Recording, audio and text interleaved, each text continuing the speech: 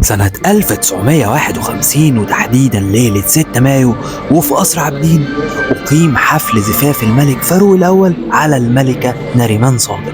الملكة نريمان آخر ملكات مصر قررت إنها تصنع أغلى فستان في العالم بتكلفة 5500 جنيه مصري.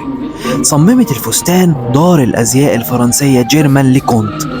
طوله كان 30 متر من قماش الستان، واشتغل فيه 20 شخص ل4000 ساعة عمل، يعني 5 شهور ونص من العمل المتواصل.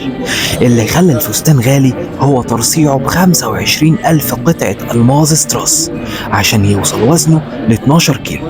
كمان الملكة نريمان اشترت 35 فستان و35 زوج من الأحذية من نفس الدار. ولو فاكرين إن 5500 جنيه كان مبلغ قليل، تعالوا أقول لكم إنه في نفس السنة 1951 كان الجنيه المصري يشتري جنيه دهب. يا ترى فستان فرحكم كان بكام؟